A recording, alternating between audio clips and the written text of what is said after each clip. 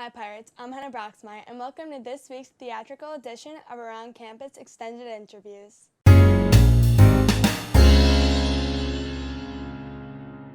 Hey Pirates, I'm Hannah Broxmeyer, and welcome to this week's very theatrical Around Campus.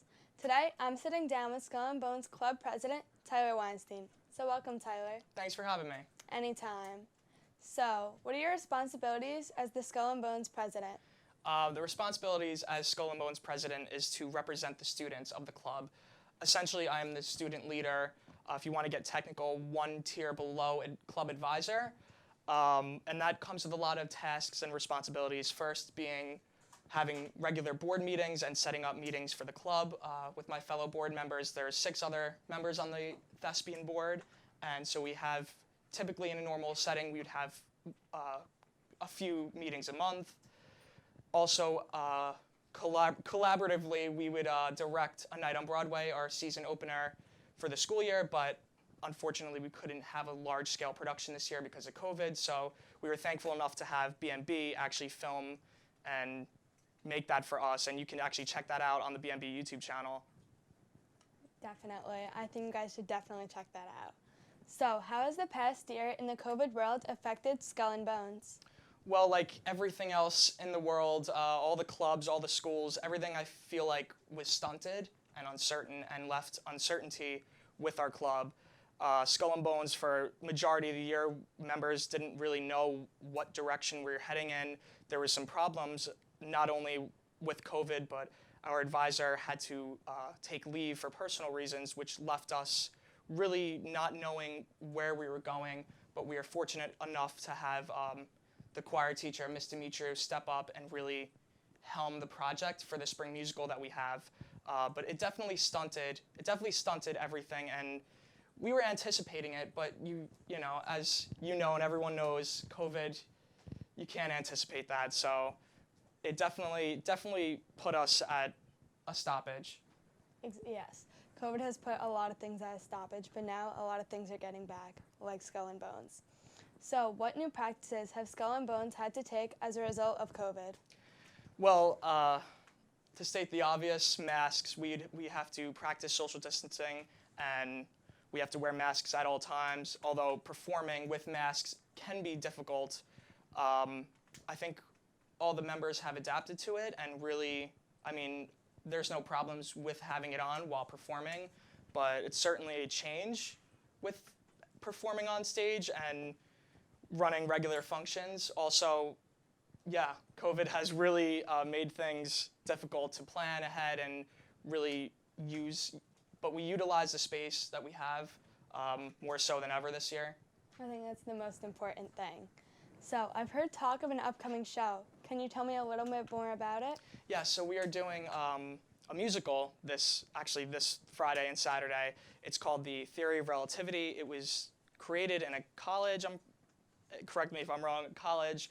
It was never on Broadway. It's a smaller show, a one-act musical, but it's wonderful. At least you get to do that. It's better than nothing. So I've heard that this show is somewhat of a cabaret. Can you further explain how this show is different from other shows? Yeah, so typically in other shows, there would be a linear plot line with characters that constantly would come back on stage with a script. This is more of a cabaret style where it's a compelling collection of stories and monologues all compiled together, making one show. And I think it's really beautiful and touching because of this year where we were separated physically from each other. I think this show is about coming together as human beings, which makes it that much more intriguing and significant this year out of all years to do it. I've never seen a show like this before, but I can't wait to see it. So what challenges has the club had to overcome due to the production? Well, to overcome the challenges that we had to practice and practice and practice, and on our own. We would rehearse regularly in school and then go home and listen to the music and nail down the choreography and the vocals and the lyrics and really acting. I think that's the hardest part, is really figuring out who you are as an actor on stage and your purpose as an actor. And I think it was challenging for everyone, but with more rehearsal and more work, we're all set in making the show as great as possible. I really can't wait to see this show. You're building it up so much. So what does this show mean for the club members? What I can say from this is hope. We stride in ourselves as a club to perform no matter the circumstance. And I think overcoming COVID in this time of uncertainty and this pandemic, I think doing something, making this show feel alive is significant. And I've been preaching this all year to the club members. I've been saying something is better than nothing, and doing something like this in such a large scale with having a live audience is beautiful. And like I said, Miss Dimitri stepping up as director, we've all been so supportive of her and our wonderful choreographer and all of our crew, your very own Luke Melfa on the sound, and Gus Bresnator with directing the lights. It's come together so smoothly. And yeah, I think this show, out of all shows, is a symbol of hope for this club. Hope is one of the biggest things you can have during this time. So how can people see this amazing show? So we're actually having a live audience this Friday and Saturday, but it's a limited crowd and it's a select audience, 2 tickets per performer per night. But we are streaming it next Friday, May 28th, live for $5. The link is provided on the poster that's been flying around social media, so please check that out. And that's how you can watch the show. You can stream it live. I'm definitely going to go and stream that. So I'm going to get tickets right after this.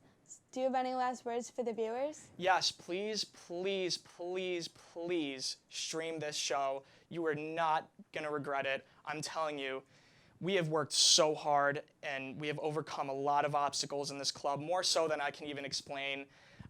Please come check us out. We would be so happy if we had a large group of streamers to really support this club, because we love giving back to the community and we want to give it back to the community as much as possible despite COVID. And yeah, that's what I have to say. Remember, listen to Tyler and go stream that show.